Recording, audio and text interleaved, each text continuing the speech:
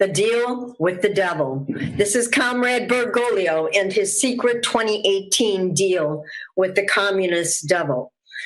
Now let's veer into this strategic global operation of the New World Order. This diabolical maneuver secured a guarantee that Christianity would be wiped out in China. President Xi Jinping shrewdly employed the Vicar of Christ, Jorge Bergoglio, to assist him in his mass extermination of Christianity and any other pesky religions. Keep in mind that this is also a critically advantageous because the leaders of the Hong Kong Freedom March, we saw millions take to the streets, were largely Catholic and Christians. Xi could not afford for those freedom marchers to grow and expand to mainland China. How clever of Xi to deploy a willing partner in the man who sits in the chair of St. Peter to de-Christianize the Middle Kingdom, China. This tactic mirrors the advice of Sun Tzu, that great ancient Chinese military leader who understood, quote, that all warfare is based on deception. Hence, the two negotiators, Xi and Bergoglio, kept the details and negotiations hidden from the public and Catholics. Again, Sun Tzu counsels that the supreme art of war is to subdue the enemy without fighting. Along with the Catholic leader as his co-conspirator, President Xi and his gangland party of communists have benefited from the perfect foil, using a papal deal to destroy Christianity with little or no resistance from within China and around the globe. This deal with the devil, the papal capitulation to the communist Chinese, was handing over the keys of the kingdom to the atheistic Communist Party.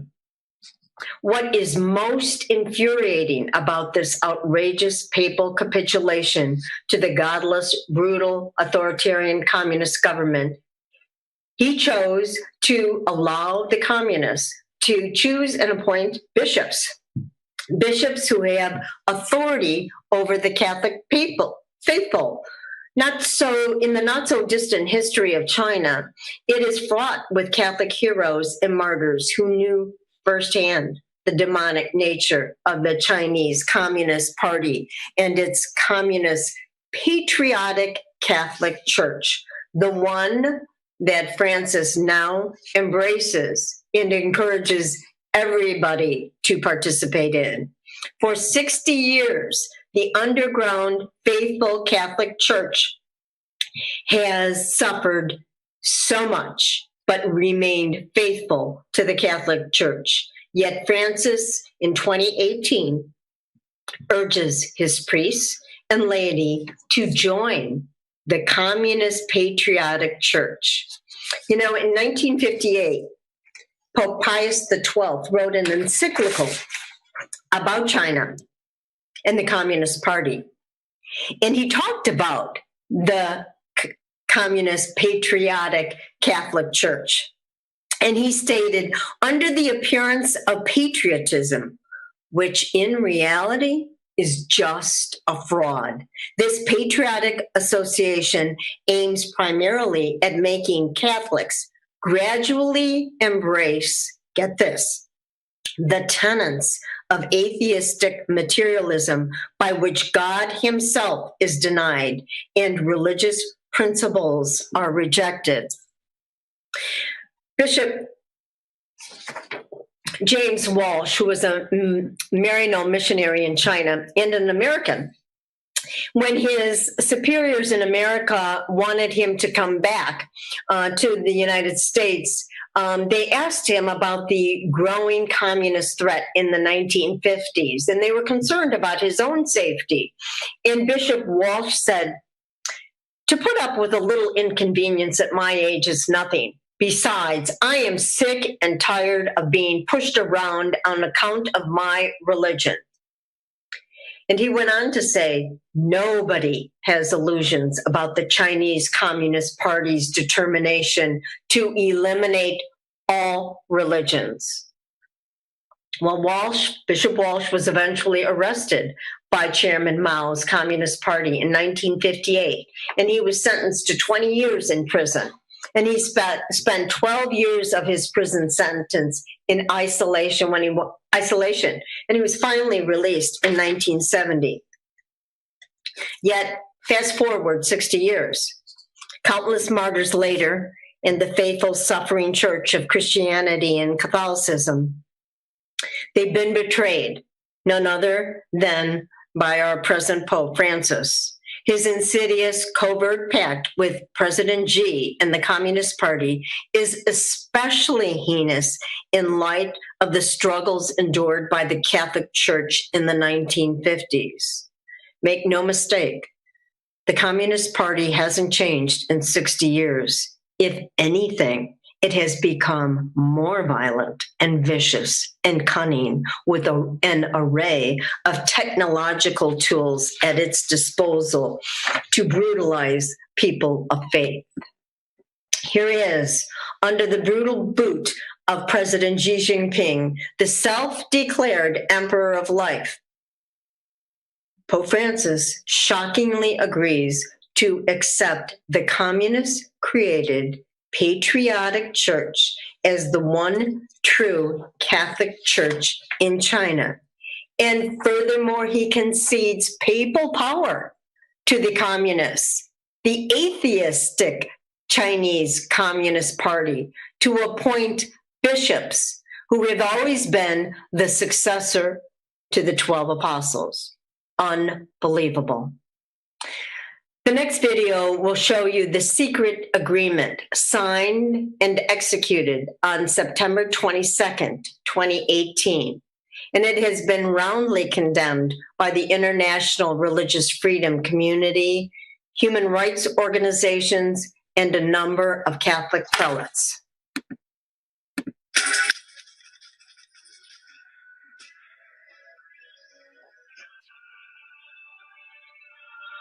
The Vatican-China agreement has been kept secret. So secret, one of two living Chinese cardinals, Cardinal Joseph Zen, has never even seen it. What can be seen is the persecution of faithful Chinese Catholics that has continued to intensify in the wake of the agreement, reached in September 2018, and other moves the Vatican has made. Cardinal Zen explained to Church Militant the 3 steps the Vatican has taken to accomplish what he calls a total sellout of the underground Chinese church. So the first step was that secret agreement for the selection of bishops, and then the legitimization of the 7 excommunicated bishops, and asking 2 underground legitimate bishops to step down. And then finally, last June, came out that document, the so-called pastoral guidance, encouraging people to join the Patriotic Association. Incredible. So it's a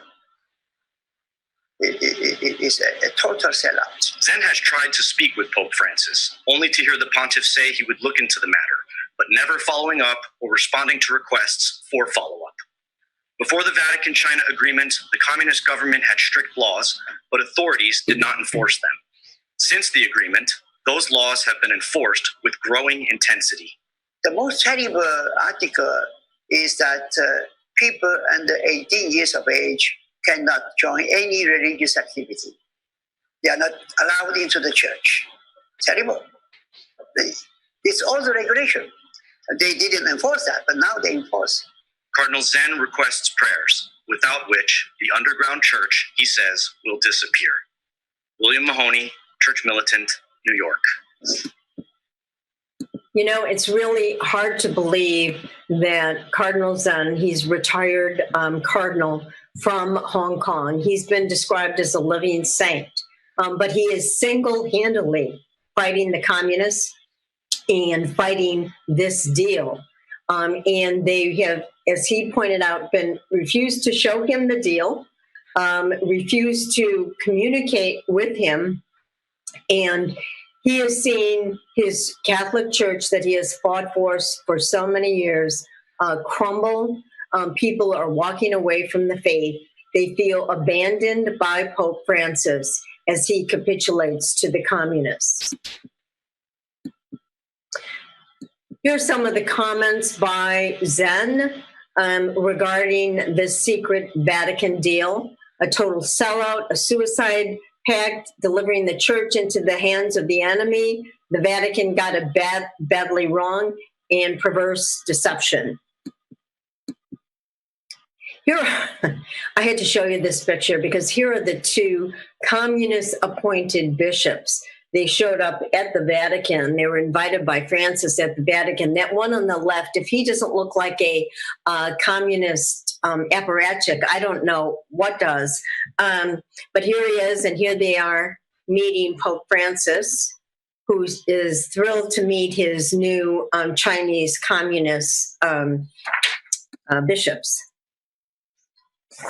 But this Vatican-Chinese secret agreement stamps the Vatican Holy See imprimatur on the ongoing campaign of the Chinese anti-religious persecution laws, policies. And it is, in my opinion, violates and repudiates the Convention on the Rights of the Child. Children have the right to pursue freedom of religion. And in China, if you're under the age of 18, you cannot enter a church, practice the faith in any way. And he continues to remain silent. And that was 18 months ago when the deal was signed. And frankly, most of the cardinals have remained silent. Inexplicably, the Holy See, the global religious sovereign of the Catholic Church, he embarked on these negotiations during a very tumultuous time when the government was beginning to engage in this Catholic and Christian persecution. And nevertheless, even though the communists were tearing down churches, they continued to go ahead with this deal. And it shows that they had, utter contempt for their partner, the Vatican Church, and the Chinese were showing no good faith in an attempt to show that they would respect the religious freedom. So I guess the question is, why did Francis promote this deal with the brutal regime? Well, this is Francis, he said many, many times he calls for the global wealth redistribution. He criticizes capitalism, both in exhortations and in speeches. He sounds not unlike our socialist Bernie Sanders. Oh, wait, Bernie Sanders was invited by Francis to the Pontifical Academy at the Vatican during the 2016 presidential campaign. And Bernie met the Pope. Here's a slide of Bernie Sanders lecturing at the Vatican on the evils of capitalism, along with, you can see the other man, his socialist pal, Bolivian President Evo Morales. These are comrades in spirit with Francis and point to the comfort he has with with socialism and communism. Remember, the goal of socialism is communism. And you may recall this hideous gift that the socialist Evo Morales gave, a crucifix in the shape of a hammer and sickle to Francis, which he graciously accepted and even wore as a necklace. This gift, I think, symbolizes the melding of Christianity with the symbol of the godless Communist Party. Furthermore, many of Pope Francis's negotiators and close collaborators, like Bishop Marcello Sarando, who heads up the Vatican Pontifical Academy of Social Sciences, in 2018, Sarando, and this was laughed at by many people, but he was dead serious, that China is the best implementer of the Catholic social doctrine and praised the extraordinary communist state. Sarando told the Vatican Insider newspaper that when he visited communist China, he found that the communist Chinese seek the common good. There we go again, the common good, and that it subordinates things to the general good. Then he made this preposterous statement that the People's Republic of China has defended the dignity of the human person. Can you imagine? And in the area of climate change, he said, and as we know, the most polluted country in the world is China. And in the area of climate change, Sarando said that China is assuming a moral leadership that others have abandoned. Well, tell that to the Falun Gong and the underground Catholic Church and the Uyghurs and the millions of Uyghurs who are in detention camps and who are having their human organs trafficked by the Communist Party. So is it any wonder that Cardinal Zen writes to the College of Cardinals that the church is killed in China? And let me just show you just a slight, few pictures of how China is destroying Christian churches. The Chinese communists they're on a demolition derby of destroying all crucifixes on any churches. I mean, there are thousands of these pictures. Toppling crosses, destroying churches, many into rubble. And when anyone complains about the destruction of these Christian churches, Pope Francis pretends either not to understand or not to comment. But the condemnation by international human rights groups and religious freedoms groups is swift and vociferous. They all tied the Vatican deal, the China Aid Group, the U.S. Commission on International Religious Freedom. They all say that the Vatican deal has caused an uptick in violence and that they universally condemn this deal, which triggered violence and threw the Catholics in China and the Christians in China under the bus. Clergy have been arrested, harassed, and detained and imprisoned under this deal. There's one bishop that was arrested for not following the Vatican orders to submit to the Patriotic Church. And who is behind the Patriotic Church Chinese deal? Here he comes again, none other than the disgraced Cardinal McCarrick. A Vatican whistleblower disclosed about Cardinal McCarrick, who served as the envoy in the very beginning for this disastrous Vatican-China deal. The same guy who was promoting the interfaith deal. Here are the hugs. The serial sexual predator dispatched by Francis to China in June of 2013.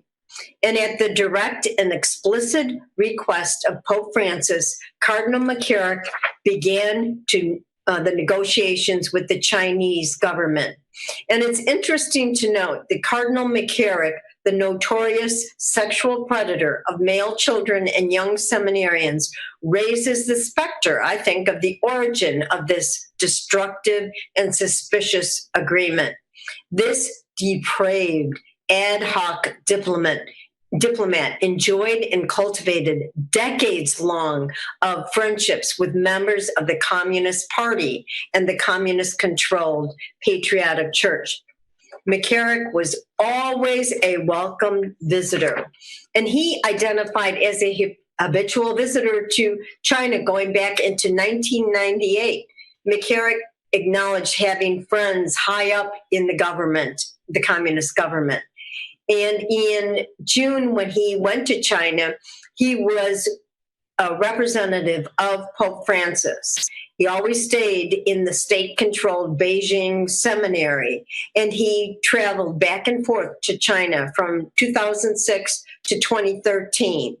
Cardinal McCarrick's long-held sympathetic leanings toward the communist-controlled church were well known by Pope Francis, and his sympathies were clearly viewed as a plus as far as Pope Francis was concerned.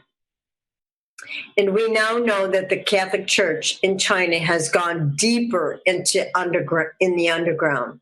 And, you know, it's interesting, McCarrick gushed over Pope Francis and President Xi. He said, this Pope loves China. He has said on many occasions that China is wonderful. I hope that Pope Francis will visit China. And perhaps that's the underlying reason behind this negotiation. Now listen to McCarrick's assessment of Pope Francis and Xi Jinping. They both are a special gift to the world. Can you imagine? A special gift to the world.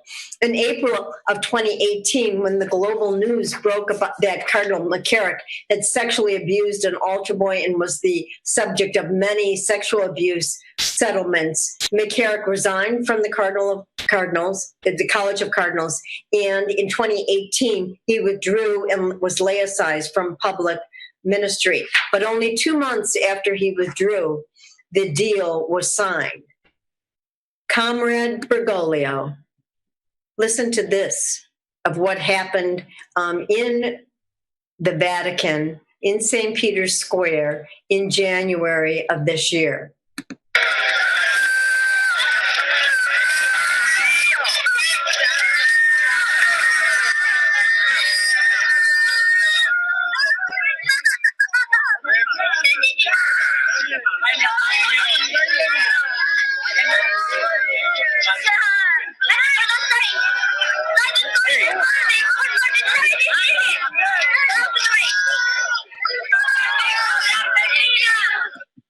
Merry Christmas. This Chinese woman wanted to ask Francis to help bishops and priests and lay people who were persecuted by President Xi and his government, according to a priest. You notice she made the sign of the cross right before she met him.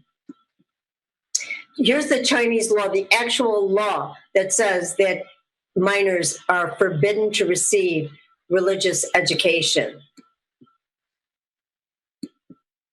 No child under the age of 18 is allowed into a church and nor can they practice their faith. But finally, it is much worse than that. Children cannot go on to college, cannot go on to high school unless they take a test demonstrating that they do not practice a religion and that they are atheists. This is Pope Bergoglio, how he has conflated Christianity with Islam. He refuses to condemn the global persecution of Christians. He has undermined the faithful underground church, supported the communist-run patriotic church. He has triggered a massive crackdown by the CCP of all Catholic and Christian churches. And he provided the CCP with an excuse to destroy churches. Please pray for the underground church and Catholics who are now suffering deeply. And this is one of my favorite sayings. The devil whispered in my ear, "You're not strong enough to withstand the storm." Today I whispered in the devil's ear, "I am the storm." Will we protest this abomination by the brutal Chinese thugs as they terrorize 1.3 billion of their citizens? At the very least, we must pray for the underground church. And finally, during this challenging time in America, we must not heed the whisperings of the evil one. Be not afraid, I urge you. Be bold, be fearless, and be the storm. Thank you, and God bless America.